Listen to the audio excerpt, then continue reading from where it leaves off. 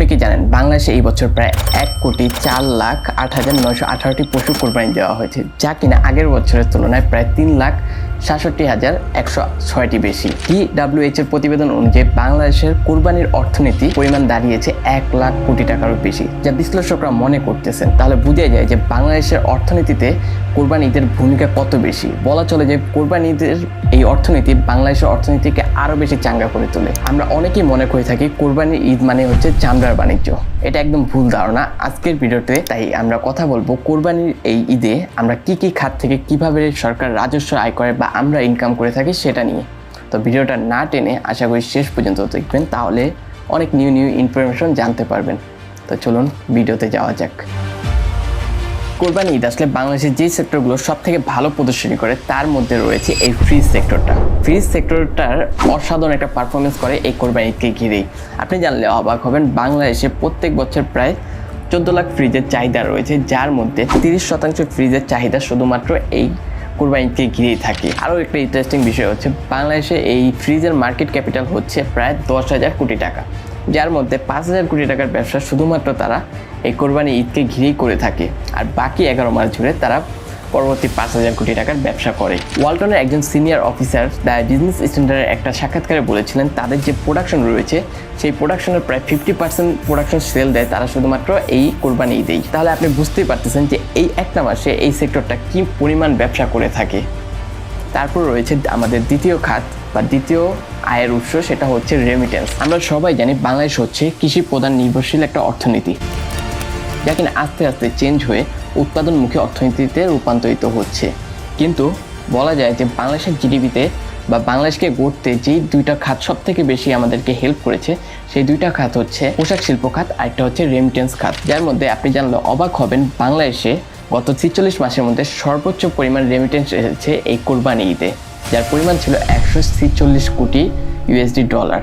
এই প্রত্যেক ঈদেই বা প্রতি 2 ঈদ যে বছরে আসে তার মধ্যে দেখা যায় যে এই ঈদকে ঘিরেই বাংলাদেশের সব থেকে বেশি রেমিটেন্স প্রবাহ হয়। আমাদের দেশে একটা কথা প্রচলিত রয়েছে, বাংলাদেশকে উন্নয়নশীল দেশে পরিণত করার ক্ষেত্রে সব থেকে বেশি অবদান রেখেছে এই রেমিটেন্স যোদ্ধারা।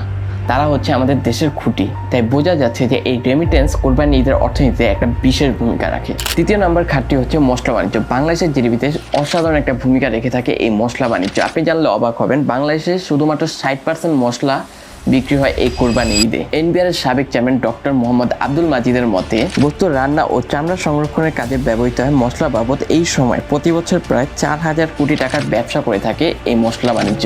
তো আপনি বুঝতে পারতেছেন কি পরিমাণ অবদান রাখে কোরবানি ঈদের সময় এই মশলা বাণিজ্য।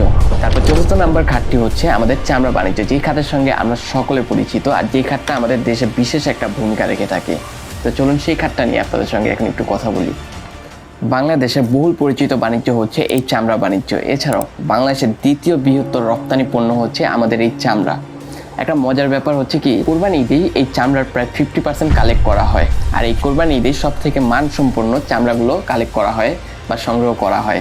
এছাড়া এত মানসম্পন্ন বা এত ভালো কোয়ালিটির চামড়া পাওয়া যায় না। বাংলাদেশ ট্যানারি অ্যাসোসিয়েশনের সভাপতি শাহিন আহমেদ বলেন, বিগত বছর প্রায় 85 লাখ চামড়া সংগ্রহ করা হয়েছিল, যা কিনা এই বছর আরও বাড়তে পারে বলে তারা মনে করেন। এছাড়াও 2018-19 অর্থ বছরে এই খাত থেকে বাংলাদেশের বৈদেশিক মুদ্রা অর্জন করেছিল প্রায় 1019.78 মিলিয়ন ইউএসডি ডলার। কিন্তু সব থেকে দুঃখের বিষয় হচ্ছে যা কিনা সময়ের সাথে কমতে শুরু করতেছে। এর কারণটা হচ্ছে LWG সনদ। বাংলাদেশের কাছে এই সনদটি না থাকার কারণে তারা সরাসরি আমেরিকা বা ইউরোপে চামড়া রপ্তানি করতে পারছে না, তাদেরকে একটা মাধ্যমে রপ্তানি করতে হচ্ছে, আর সেই মাধ্যমটা হচ্ছে চায়না। যার কারণে বর্তমান বাজারে চামড়ার বাজারে আপনি দেখতে পাচ্ছেন যে চামড়ার কি পরিমাণ দাম কমে গিয়েছে। যদি আমাদের কাছে LWG সনদটা থাকতো তাহলে আমাদের এই ক্ষেত্রে আরও বেশি অপরচুনিটি আমরা পেতে পারতাম। তাই আমি আমাদের দেশের সরকারকে বলবো যে এই খাতের দিকে তাদেরকে নজর দিতে বা ভালো কিছু পদক্ষেপ নেওয়ার জন্য। কোরবানি ঈদের অর্থনীতিকে চাঙ্গা করার জন্য সব থেকে বেশি যে সেক্টরটা আমাদের অবদান রাখে সেটা হচ্ছে পশু বেচা কেনার মাধ্যমে। বিভিন্ন নিউজ প্রতিবেদন অনুযায়ী এবছর বাংলাদেশে প্রায় 1,04,08,918টি পশু বিক্রি হয়েছে, যা কিনা অন্য সকল বছরের তুলনায় সব থেকে বেশি। আপনি জানলে অবাক হবেন, 2018 সালের দ্য ডেইলি স্টার একটা প্রতিবেদন অনুযায়ী সেই বছর সব থেকে বেশি পশু বিক্রি হয়েছিল, যার মূল্য ছিল 24,000 কোটি টাকা। কিন্তু বর্তমানে এই বছর প্রায় 75,000 কোটি টাকার ব্যবসা করা হয়েছে এই পশু বেচা কেনার মাধ্যমে শুধুমাত্র, যা সব থেকে বেশি এখন পর্যন্ত। আপনি যদি একটু ভালো করে লক্ষ্য করেন তাহলে দেখবেন এই পশু বেচা কেনার ফলে গ্রামীণ যে অর্থনীতি রয়েছে সেটা অনেক বেশি চাঙ্গা হয়ে ওঠে। এর কারণটা খুবই ইন্টারেস্টিং।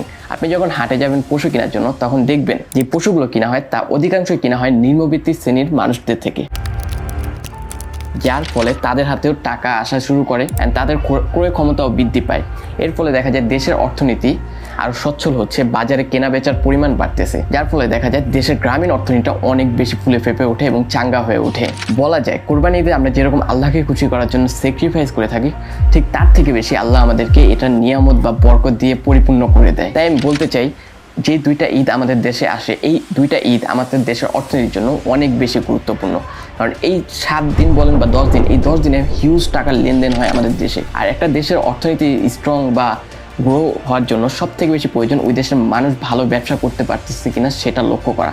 যে দেশের ব্যবসা বড় হয় বা যে দেশের ব্যবসায়িক অর্থনীতি স্ট্রং থাকে সে দেশের অর্থনীতি এমনি এমনি বড় হতে থাকে। তাই আমি বলবো আমাদের দেশের সরকারকে এই দুইটা খাতে অনেক বেশি লক্ষ্য রাখা বা এদের নিয়ে ভালো ভালো পরিকল্পনা করা, কারণ এই ঈদের সেক্টরগুলোকে ঘিরেই অনেক মানুষের কর্মসংস্থান তৈরি হয়। তাহলে আজকের ভিডিওটি এখানেই শেষ করতেছি। আশা করি আজকের ভিডিওতে আমি নতুন নতুন তথ্য আপনাদের সামনে প্রেজেন্ট করতে পেরেছি বা নতুন ইনফরমেশন আপনাদেরকে দিতে পেরেছি। যদি আজকের ভিডিওটা ভালো লেগে থাকে তাহলে লাইক করবেন। নতুন এরকম আরও ভিডিও পেতে চাইলে আমাদের চ্যানেলটাকে সাবস্ক্রাইব করে রাখতে পারেন। আর আপনারা সবাই সুস্থ থাকেন, ভালো থাকেন। আসসালামু আলাইকুম, আল্লাহ হাফেজ।